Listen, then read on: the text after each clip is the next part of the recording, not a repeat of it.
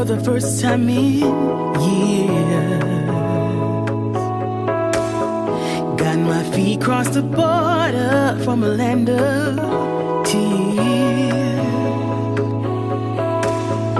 Ain't no way I'm going back under. Got my eyes in the wild blue yonder. Will lies beyond the horizon? Let's go find out. Feeling free, free to live my life, free to roll the dice, free to go left or right. I'm gonna. What's up, everybody? You're now listening and turning into Sipping Tea with AmberJ, and you're listening to the voice of AmberJ. We got Lily Mae in the building. We got JP Westside Connection in the building. And, of course, if you listened to part one of last week, we was digging into a little something called child support, or as the Westside Connection call it, a nuance topic. And we got a little heavy into it, but we couldn't just leave it there. We had to get into a part two. And, of course, for those that live in North Carolina, South Carolina, and Virginia, I hope everyone is safe because, Hurricane Florence came and did her thing. And also we cannot forget those of 9/11. And if you ain't check out that video Lily Mae put out there, I suggest y'all go see that as well. But, hey, guys, how are y'all doing today? Chilling. Yeah, all right, except for this rain. I do not like hurricanes. Oh, well, yeah, she won't go let up, and she like to stall. The West Side does not prepare us for these kinds of things. I know that's right. But welcome to the East. Welcome to the East,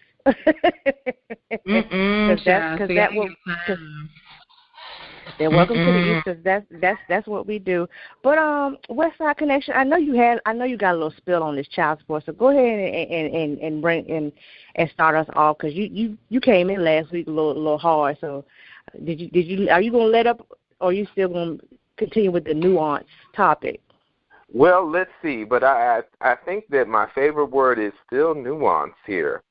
So let me just start here with a little bit of statistics, and maybe not even statistics, but we're going to talk a little bit tonight about money. So according to CNN Money, the average cost of raising a single child from birth to age 18 is $245,000. That's right. You heard it right. $245,000. So I had to get out my calculator and do some division here. This amounts to around $13,600 per year. Now, divided by two parents, this would amount to $6,800 per year, or $567 and some change per month per parent per child. Now, my first observation upon looking at these numbers is that, damn, these kids are expensive. My second observation is that, for me, it becomes even harder to have a simple discussion based upon the fairness or unfairness of paying child support when you take a look at raw numbers and consider just how much is put on the custodial parent when you have another parent who just ain't holding up their end of the deal. Now, someone might argue with the statement that I'm about to make, but I firmly believe the responsibility for a child is shared equally by each parent. Of course, equally sharing responsibilities is not going to always mean a 50-50 split, because life is just not that simple. But our current system of child support is not ideal. But what I'm hoping will come out of this conversation is a productive discussion of how the process can be meaningfully reformed, and I, for one, will be listening. Wow, that's real. Real talk. Oh, my God, AmberJ, yo, like, JP is on it. Do you hear me? He is on. Mm-hmm. He sure is. So, wow. So, we talked about a lot last week, and it's just like, I feel like the way we ended it was so crazy, because what you just said, JP, about it costs $245,000, and that's probably on the low end of things. Because you got to think about society and all the stuff that these kids today want. I didn't say need, but want. And what the parents are generally purchasing for them. So I would probably double that figure.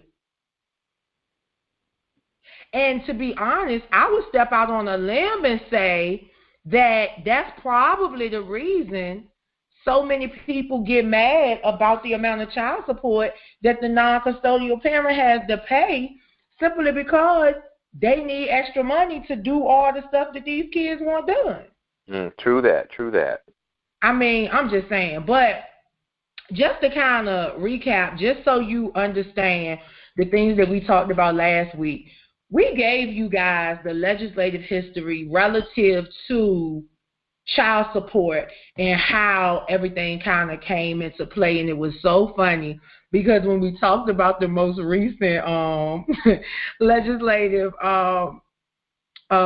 act relative to child support enforcement, JP was like Bill Clinton, 1996, Personal Responsibility and Work Opportunity Reconciliation Act. And that act really did restructure, the welfare system. And the other thing we want to make sure you understand is that the child support enforcement program is federally funded, but is state administered, but it's operated locally, okay? And so, that means that sometimes it's cross-jurisdiction, especially in situations where you might be the custodial parent living in Virginia and the non-custodial parent might be in North Carolina or vice versa. So you have to keep all of that into consideration. But Amber, how do we address this whole child support issue from the perspective of the non-custodial dads? Because I've witnessed some non-custodial dads that legit try to do their thing, but the women won't let them. So, how do we do that? I think, this is, in a perfect world, in my opinion, my perspective, in a perfect world, if we had some non-objective people, in between that, and what I mean by that is like have a mediator that legit will come with the facts on both ends, be like, okay, this is what he's doing. You see he's attempting, he's doing this and that and the third, and she just keep on asking, blah, blah, put the facts out there and not just because, it's the mother and she asked for it, give it. You see what I'm saying? Mm-hmm, So, to bring the facts, because a lot of times, it just seems like, from our experience, you and I both know, especially one in particular, one guy is, is doing, the non-custodial who happens to be a male, he's doing all he can do. Yeah. And it's evident he's doing all he can do, hustling 2, 3, 5, job, trying to do the things he do, visitation, everything, and it's still not enough because she's still mad. Mm-hmm. Whereas if a mediator or somebody was in the mix of that, not just to be unbiased and be like, here's the facts. He's doing this, that, and the third. He's got all this going on. He's doing what he's supposed to do with his kids. She's asking for 25% more.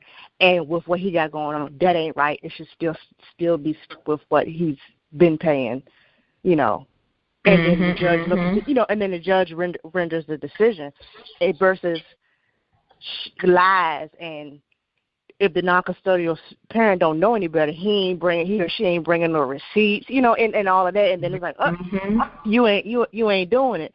So we're gonna raise it, and then next thing you know, he living out of a box.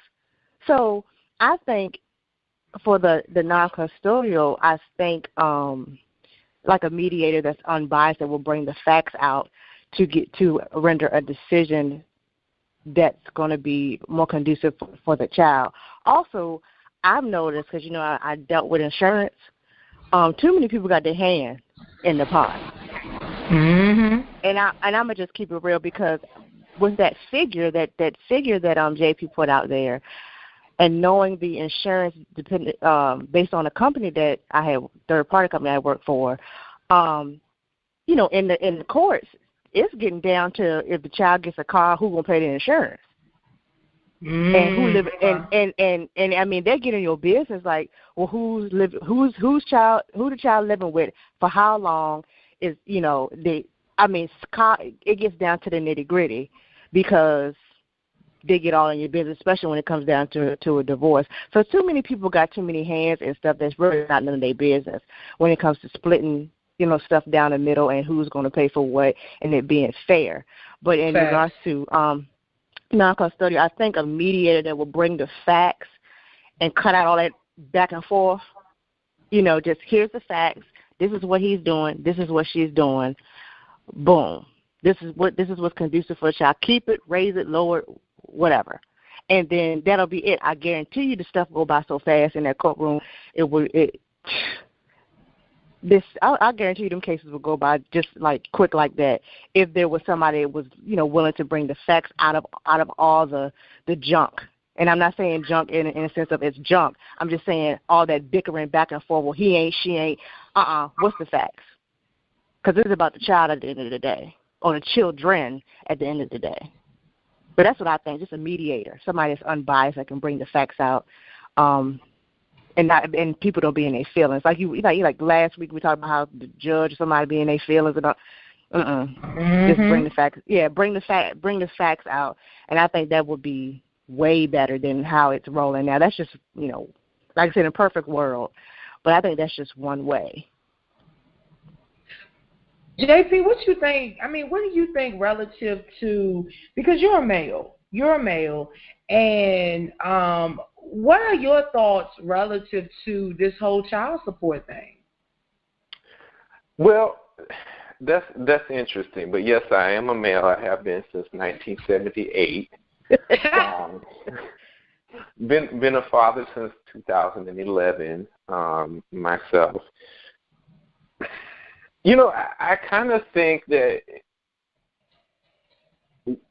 when thinking about the perception of how child support is viewed, particularly from the point of view of men, but also the perception of how men are viewed in the whole child support debate, it's kind of yet another thing where the really bad ones spoil it for the rest of us, right? Yeah. So you have, let's be real. We all know somebody who's a no-account deadbeat of a father, right? I think we all know at least one of those, right? Everybody has that one cousin who got like 15 kids, the one uncle, whoever that is. Some people, it's actually their dad. But the thing is, I think that molds the perception a bit when it comes to child support and when it comes to the biases that come in the courtroom with judges. And it really goes to how people are viewed, which really speaks to stereotypes that come in when you go into the courtroom. And to me, anytime you can take, I do definitely agree with Amber, and anytime you can take the emotion out of it, anytime that you can take something that's objective, that is based upon someone's opinion of a subject or the facts of the case, you look at the raw numbers and the data, if you can take that and do a formula for it, I'm talking about mathematics, take it outside of the opinions of people, make it more formulaic. I don't know. I'm just kind of speaking off the top of my head here, but I will say one of the things that really bothers me is the perception that people might have of men and even of women in this debate that come from not even looking at a person as an individual. So what do you think? So more so looking at the person and what they can do for you, or like a money magnet type of thing. Yeah, or even just when you go into each interaction that you have with someone who is in a position of authority over you, whether it be a police officer or a judge, every time you subject yourself to that person's authority or rule over you, or you have to be subjected to it, you're subjected to their biases. You're subjected to how they automatically view you based upon whatever their experience has been with you, or let's say someone who looks like you, or based on the racial ethnic group that you happen to belong to. You're subjected. So if you can get to a point, you know, like such as Amber said, you have this mediation or an arbitration that is done by a more biased third party who's not connected to these systems. Because let's be real, we all know the history of this country. We all know the history of the state, Virginia, that we're living in. These rules and these laws were not made for everybody to be applied equally, right?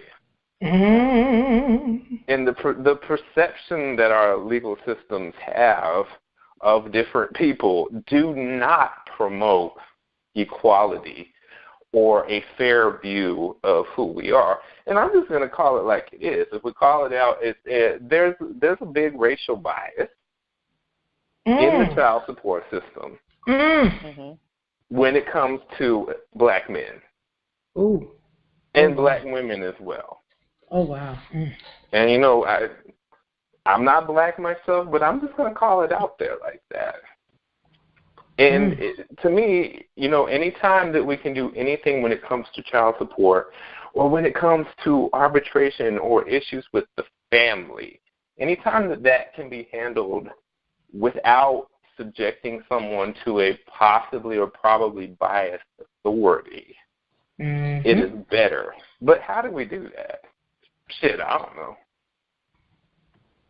Well, you know what? The only way that we can do that is to do what I said earlier this week. And what I said was that, you know, everybody, let's remember 9/11 and all that. But you know something? People were all excited and loving each other after 9/11. And then what happened?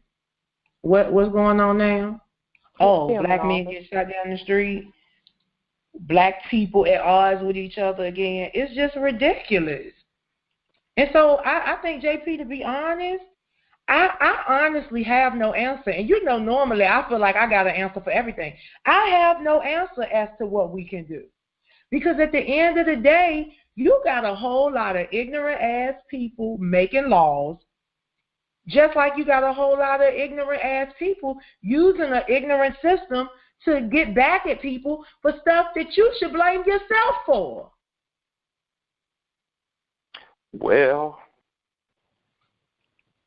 I'm just saying. I agree with that. I agree. It's until people get it together as far as, you know, love, and not hate. You know, that's just going to be a slow churning thing. But like I said, it's just getting people to be unbiased. But even if you were to bring a third party that's not connected, could they still be biased based off of the fact? You know what I'm saying? Based on, not like they come in and they just see the facts, forget the race, all that stuff. It's just like if you're doing an interview, they don't know what we look like, but based on our resume, you might be more qualified than me. But if I come up there and my name is Ashley, and I'm this white, blue-eyed, blonde hair, I might get the job, but you more qualified than me, and you won't get the job. You see what I'm saying? So it's just, put the facts, but people have a hard time separating the emotion from the logical, from the rational, because they get in their feelings, or a certain case stirs up something that they didn't deal with beforehand, and they just can't focus. So so there really is no answer except for change. You have to change within yourself to do better for yourself, and then it'll trickle to other people. That's the only way that any fairness, especially the way the foundation of this country was built on,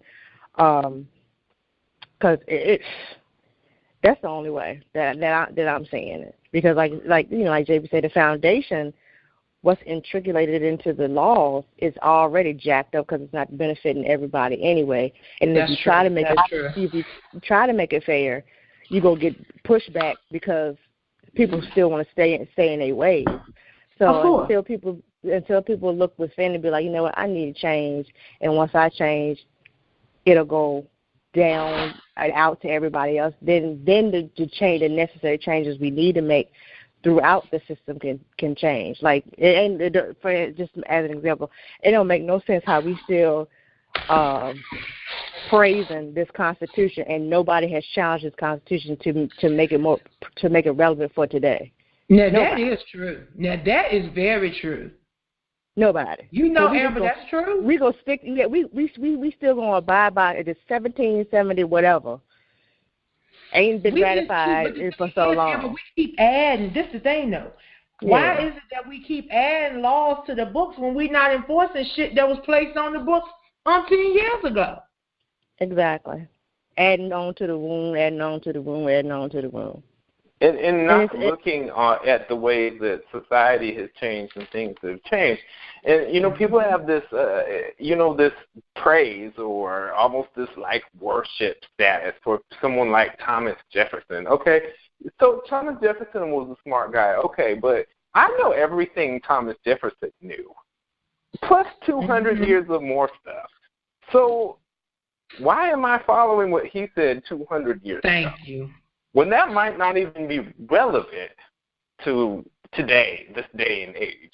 Because you know Thomas Jefferson, too, would have been up in the child support court, right? Of course. Had DNA testing been available back then, he would have straight up been on Maury. Yeah, all that time. Yeah, sure did. All that fighting with the two families? Yes. Mm-hmm. Of course. He sure hell, I would have took him to court myself. Sure would have. Yeah. You ain't gonna try to play me and have 8 children with me and do that. No sir. And we was just in France too? Oh no. Oh no. I'm helping you? Oh no. That's not how this thing will go down. But that's true. And people are we stuck. We are stuck. Very, very stuck. It's just we can't get past certain stuff. We cannot get past it. And like I said, what was it? Was many shows ago? What did I say? That when they came over from England, they didn't get rid of the England mentality to try to start a new country.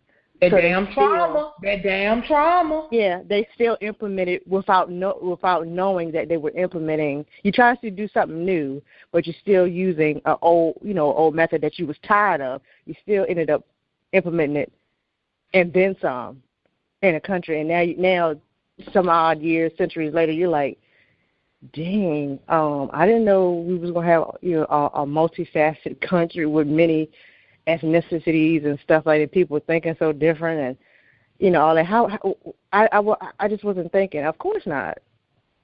Because and let's be honest, a lot of laws are written based off emotion, based off of pressure, peer pressure from society. Something happens, society gets up in an uproar. Or let me write this act, or let me write this this law or whatever real quick and calm them down. And then it'd be all right for a few years and something else come up. Let me write this real quick instead of just dealing with the issue and telling people hell to the no. That's true. Hell to the no works. Hell to the no will work in a child support court. But this woman comes every sometimes that shit don't work. This woman or whoever, woman or man, coming every 6 months asking for more change, and the non-custodial is doing what they're supposed to do. It's just hell to the no. As a matter of fact, let me switch gears on you. You pay, goddammit. I know. That's right. I'm with you. Be more stern, or like you said last show, let me track what you're doing. I bet you they shut the hell up then. Yes. That's. I mean, it's It's some changes. And nobody's willing to challenge, but, it always takes one. But when one person challenges something, as much flack, as much pushback as they're going to get, it starts the change that's needed. Look at Colin Kaepernick, and now look at Serena Williams and that foolishness she's dealing with. It always takes one. Oh, my God, yes. It always takes one. So maybe somebody just needs to be bold enough to be like, you know what, this child support shit is foolishness. Let's look at it for real and do some necessary changes. Yeah, and bring, outside people to look at it. This is like if they would do a investigation, like a police investigation. You're supposed to bring outside folk for no bias, because people within would jack the stuff up. So it's the same thing.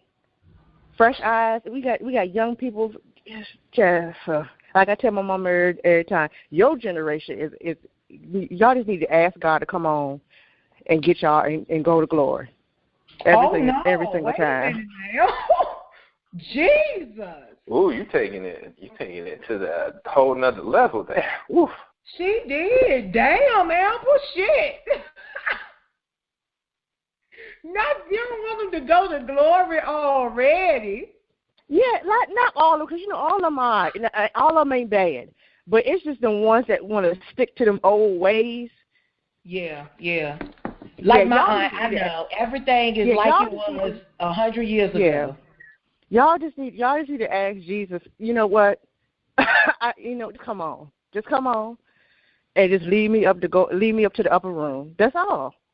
I mean, I can't completely disagree with you there, because it's kind of like, if you got nothing to add to the conversation being light anymore, then what are you doing here? That's true.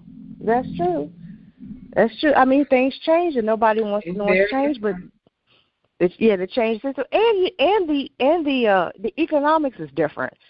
Look at when we did a timeline of child support, and look at where women and men were in regards as far as workforce and the pay and all of that stuff.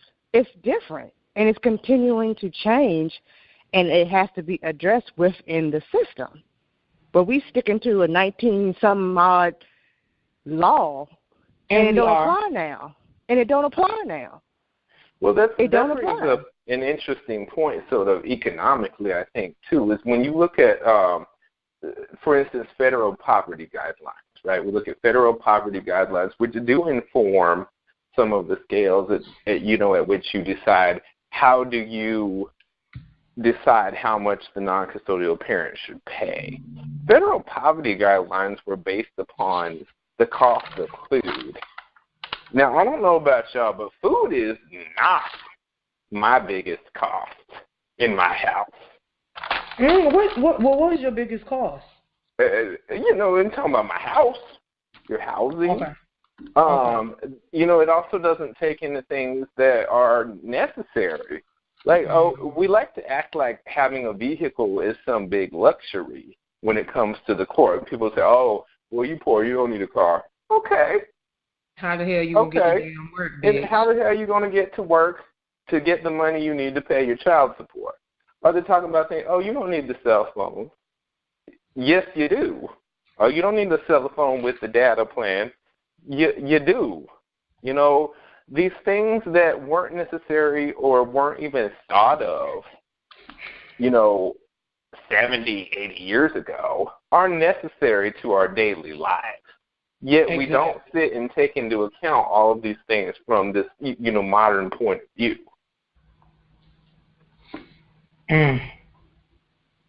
I just don't get it. I'm going to be honest with you. I don't get it. And the reason I don't get it is because the people that are deciding on this child support are primarily people who would never have to pay child support in their life. And if they do, they would be paying child support and spousal support and all that at the same time. And it's just like, or they would be receiving it. So I guess my concern is that how I think we need to speak to these judges and mediators, because I think the thing that we need to do is we need to talk to them about best practices. And we need to talk to them about what works and what's necessary. Because the reality is that I have an issue with individuals who may never have to deal with this situation, being the sole, decision makers relative to what's going on. I don't know about you personally, but I think that shit is wrong. Yeah, and the fact that you have really, when you're talking about the family court, you have this one person, you have the judge who has all the power and authority into this. It's like when we think about our constitutional rights, right? You even have something such as a criminal trial. And we're talking about child support. Nobody has committed a crime here in when you're going to child support court. But we've even looked at criminals and said these people have the right to have multiple views expressed on this subject. So you have a jury. You have 12 people. The odds are that someone is going to see life a little bit differently than someone else. You go into the family court, you have this one person, this one judge, who has their own background, their own bias. You have lawyers who say things like, oh, I hope I get such and such a judge instead of such and such a judge. That, to me, represents just a problem. Like, even naturally, that you have that much, elasticity or that much wiggle room to make your opinion that's going to govern how someone else is able to live their life. That's true. I agree. I sincerely agree. But once again, it goes back to how the hell do we combat the foolishness? Because it's just like right now, when I look at this stuff that's going on, I'm sitting there like, what the hell? What the Sam hell are we doing? Right. And then the other sad thing is that you dealing with people that seemingly don't really have a clue. They don't really have a clue what's going on. And that's real. They don't have a clue what's going on. And I think that's the sad part.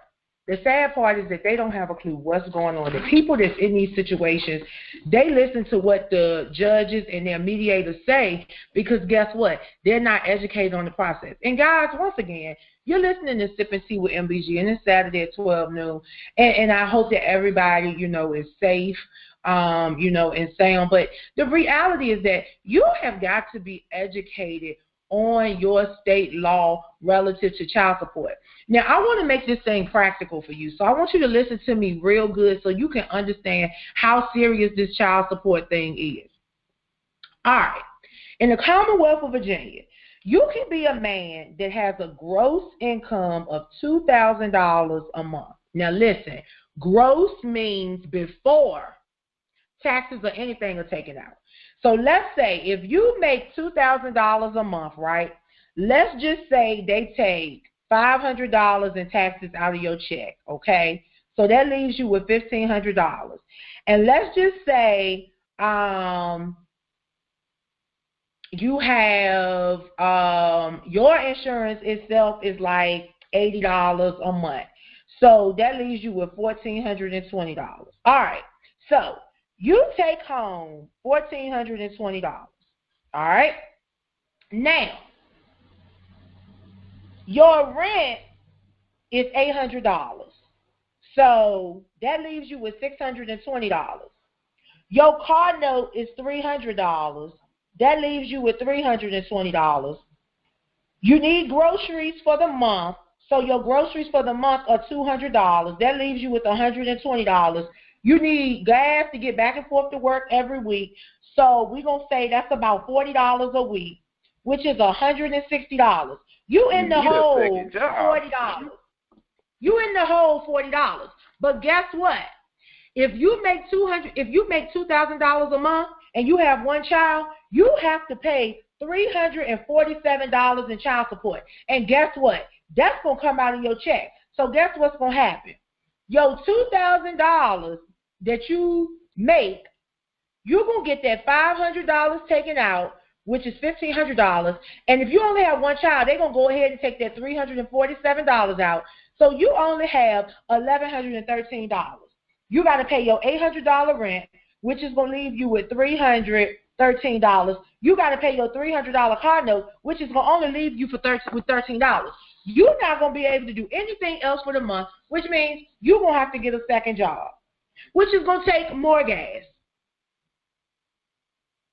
And you're not going to be able to take them kids for your every other weekend visitation. I see what you're saying. And it's crazy.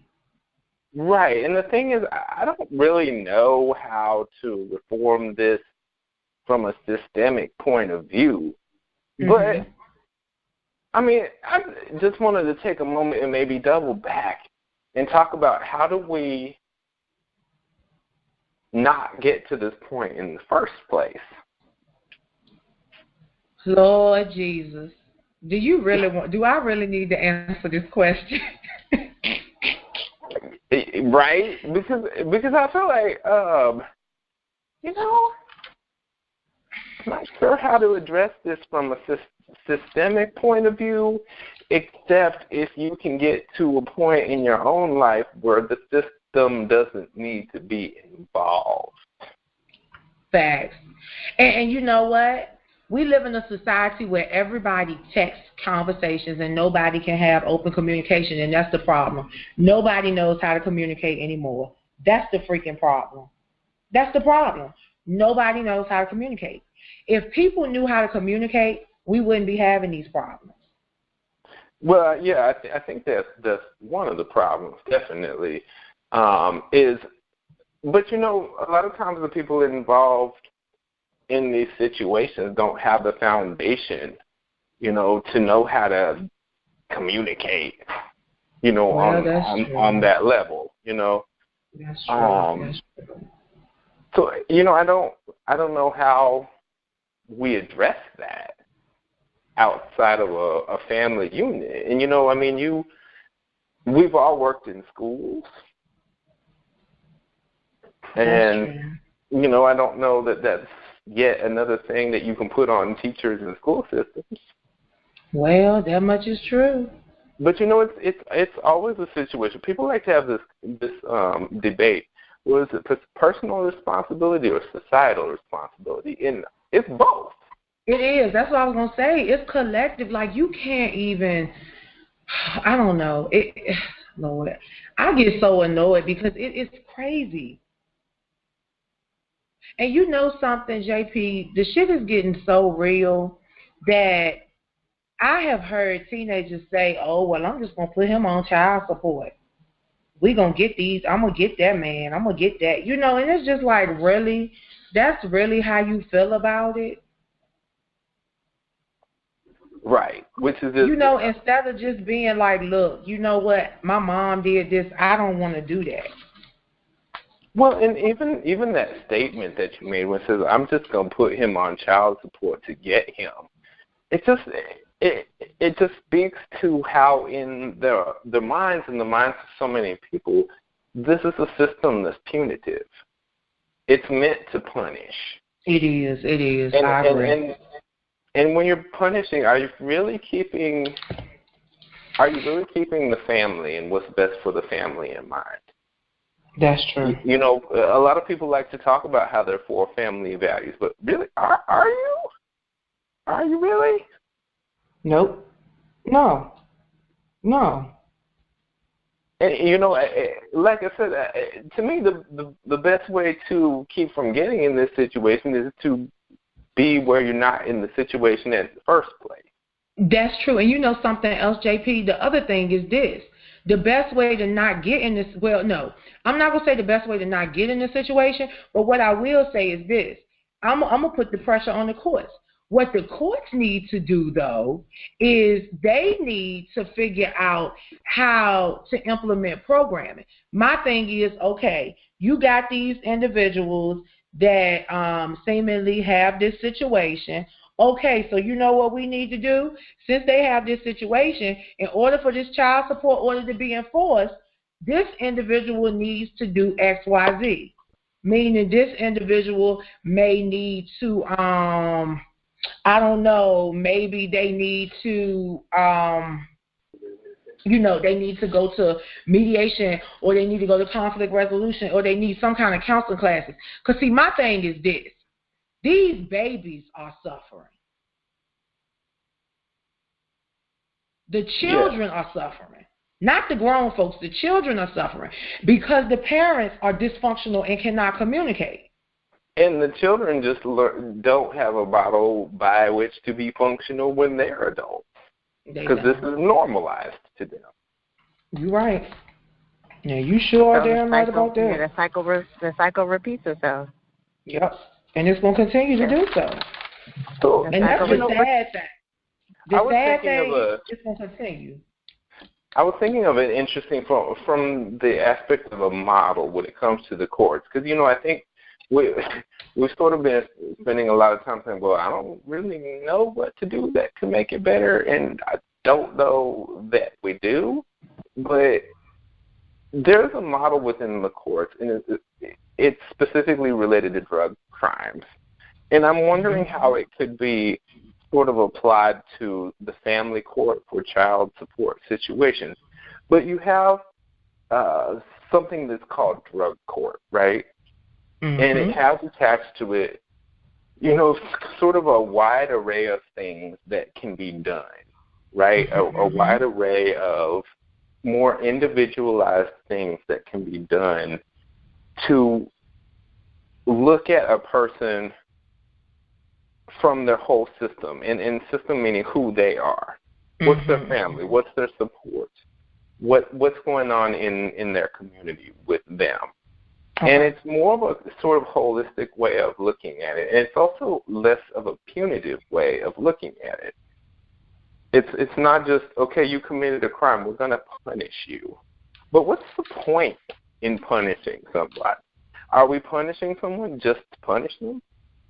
Are we trying to have someone reform, to change, to be a person who is going to contribute and add to society instead of taking away? And I'm not sure how that would look like, but it is a model I think that's worth looking at. Okay. Wow. And guys, once again, you're listening to Sip and Tea with AmberJ, and we're really we're trying to figure it out. We are trying to figure it out because we don't know. We're merely trying to give you information so that we can try to put some things together to better, to best support the people who are out here. And the reality is that we as young adults, and even as more mature adults, we have to make better decisions. We have to make better decisions. Because this foolishness that we are seemingly coming into and exhibiting these behaviors, it's ridiculous. How can we teach children to do X, Y, Z if every time turn around, we're doing the opposite? I mean, what are you trying to do? Like, are you really trying to help the kids? Or do you really want these kids to continue on the road that they're on? Because you know something, guys? Our babies are on a pathway to destruction. And trust me, it's not just our black babies. Because all of these kids are crying out for help. Y'all are letting social media raise these babies. And I don't freaking understand it for the life of me. I don't understand it.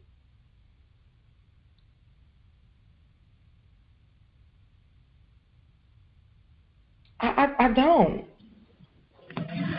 Yeah, it's sad, but I think we do have a guest in the building. Is Miss Evandra with us?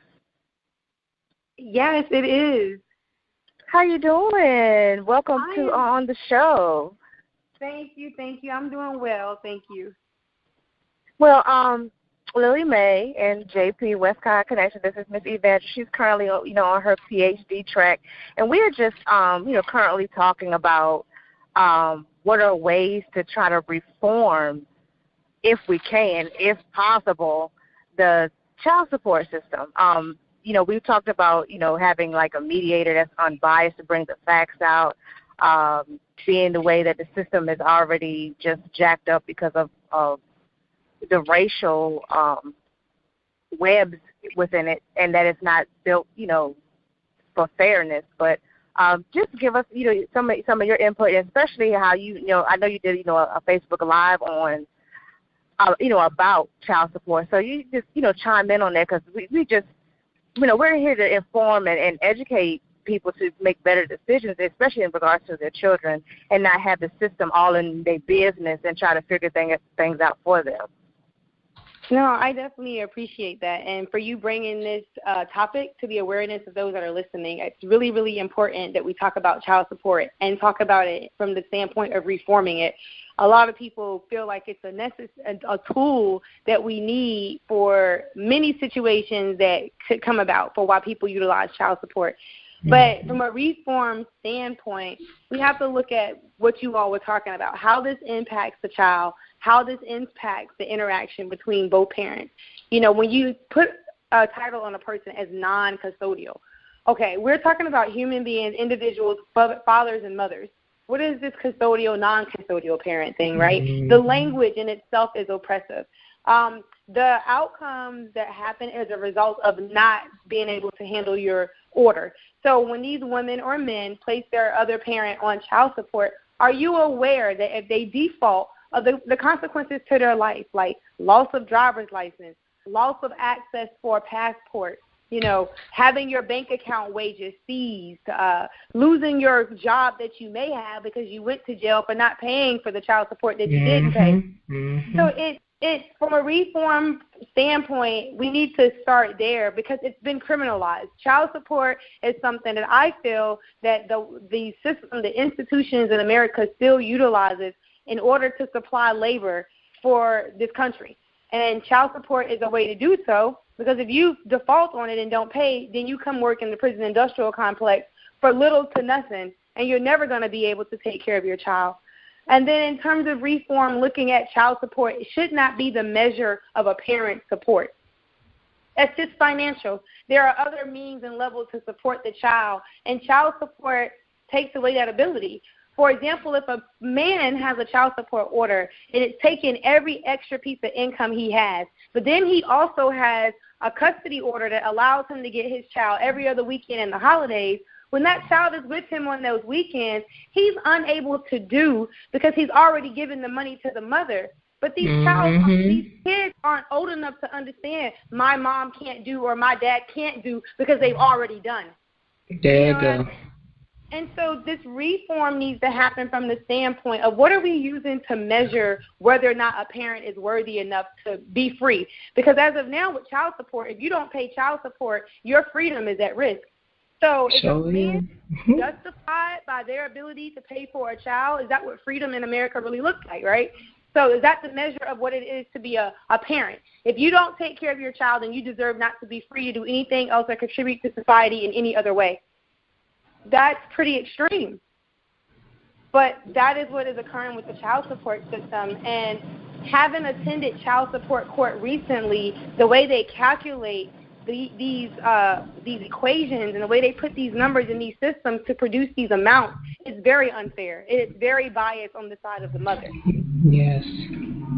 So when we look at this reform, we have to look at it from the perspective of the child. We have to look at it as from the perspective of the black family structure in general. And talking in black context, there is no way that we can build legacy and pass on wealth and create generations that can sustain themselves if we're allowing the system to continue to nickel and dime our parents and to interrupt our family structure. I often ask the question, what did the ancestors do? We were a village. We were a community. All the kids was everybody's kids. So we took care of them together. There was no child support. And I think we've lost that sense of black family where we come in and we help one another out and we encourage the relationship between two people that are toxic and as a family help them be able to co-parent for the sake of the child. So we need to reform child support in order to better sustain our family structure is how we need to address that reform. And you know, she came in there with that fire. Woo. Go ahead on, because that was fire right there. But that reminded me of your measure, Lily. The whole, you worrying about somebody how much they're gonna pay. What your check looking like? But the reality is that, I mean, she hit the nail on the head. You can the system. The thing is, the institution can reform child support, but the reality is we're responsible for reforming the village. The system can't do that. And I struggle because it's our generation, mainly the millennials, that's doing the don't tell my kid nothing. Don't you ain't my child's mama. That's the problem. Children now aren't respecting anybody. You're exactly right. These kids do not respect anybody. Why? Because they're not seeing a mother respecting a father or a father respecting a mother. But the other thing is mothers, and I'm speaking to mothers because there are more children with mothers. You got to live a life before your child so that you are something they should respect. Because the reality is that I don't mean any harm. But if I saw my mama, tonight John here, tomorrow night Charlie here, in the morning Abe going to be here, I wouldn't respect her either. So it's like we got a whole myriad of issues. On top of that, we got to add the mental illness layer. And it's just getting to be too much. So, I mean, I definitely agree with you. We have to reform child support, but you know what? We got to reform ourselves. Mhm. We've got to reform ourselves. We do have to reform ourselves, and I think that what we fail to miss a lot of the time is the black woman is a very powerful figure in society, and most other races and genders look up to what the black woman is doing. But what we don't do is hold ourselves as black women accountable. We, as black women, got to look at our sister girlfriends, homie girlfriends, whatever we want to call them these days, and be like, bro, you cannot keep putting these men out here on child support because you bitter or because you mad. Let's try to find out another way. We will sit here and encourage a chick talking about how she thought to burn said dude because he whoop-de-whoop did this, and so I'm going to put him on child support.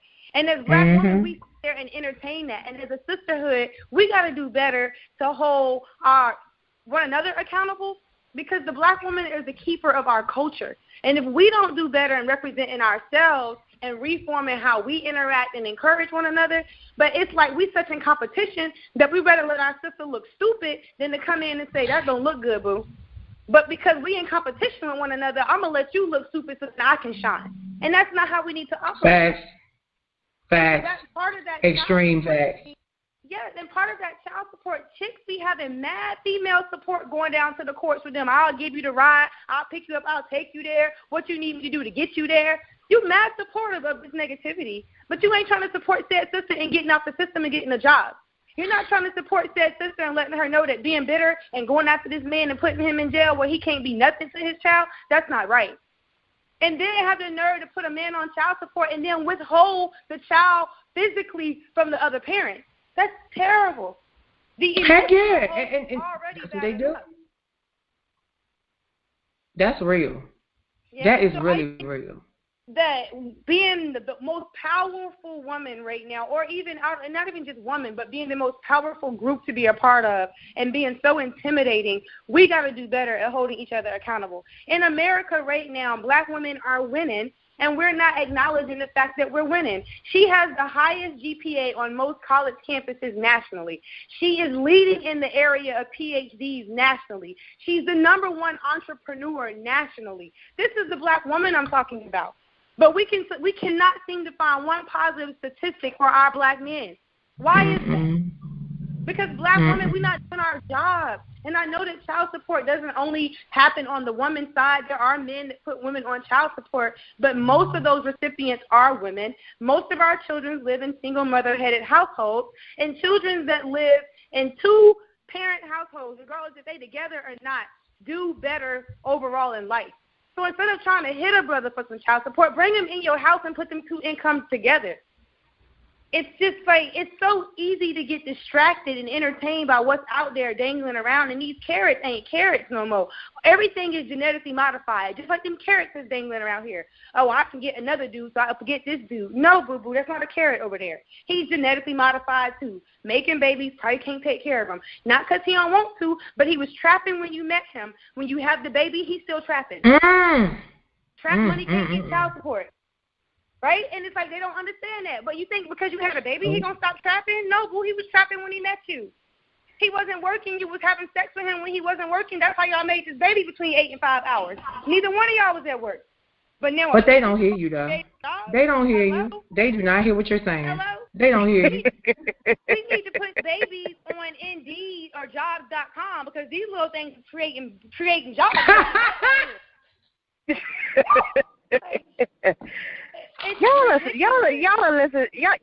Y'all are turning into Sympathy with MBG. That was the voice of the fiery Miss Evangelist just going in right now. She added a little bit of flavor.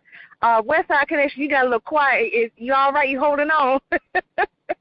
Hey, I'm just listening here. I'm just listening. I mean, is that's Angela Davis on the line? I think, or somebody.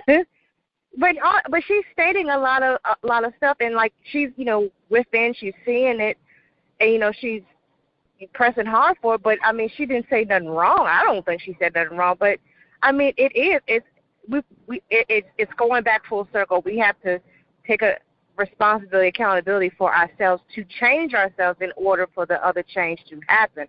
I mean, that's the bottom line at the end of the day. I mean, otherwise we still gonna be walking around bitter and mad and all of that stuff, but there's no other way to change unless we change ourselves to be like, you know what, I can't keep dragging that man or dragging that woman, I really appreciated the comments because what she did was bring it full circle and understanding that these issues that we're talking about are not isolated. They all run together. And the thing that really struck me, really the only thought I had as I was really concentrating on listening was when you talk about the system, you can't sit and wait and expect the ones who broke you to come and fix you. Oh, Willie Lynch. Oh, all right. Because they're not going to. They don't care, they don't know, or they don't notice. You know something, guys? You know what? This is what it is. This is what it is.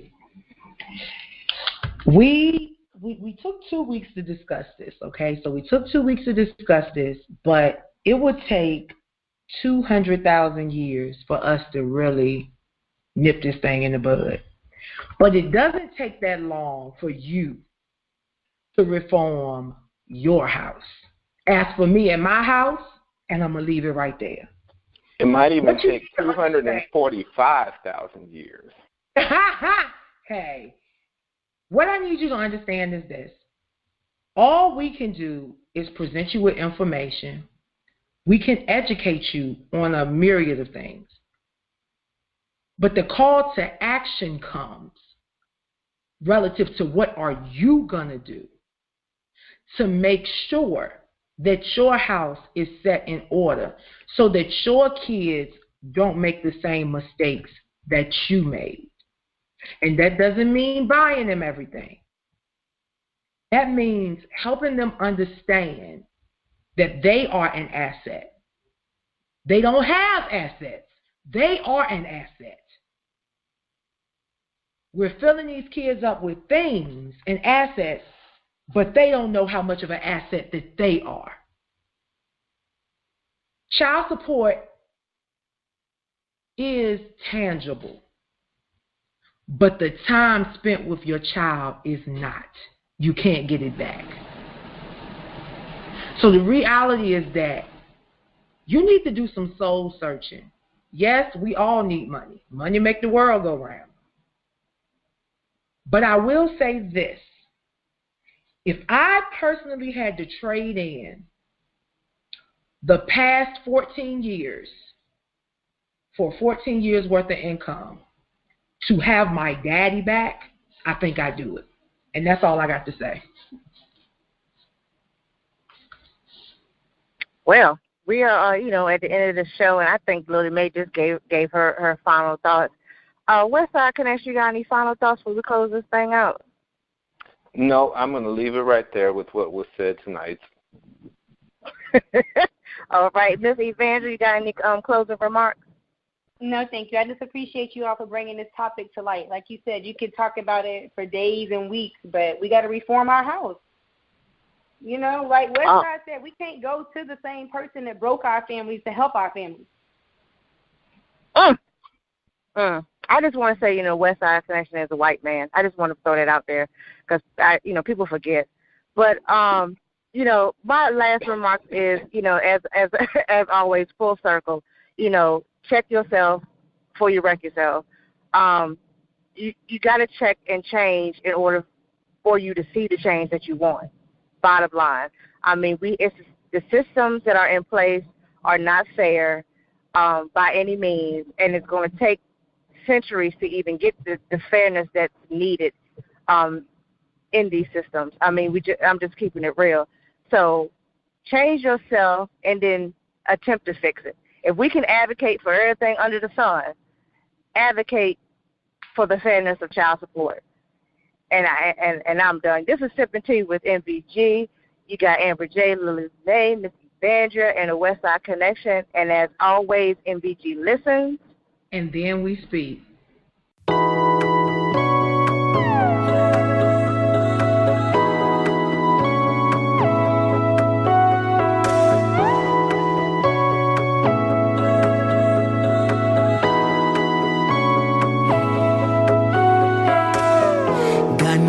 Over water for the first time in years. Got my feet across the border from a land of tears.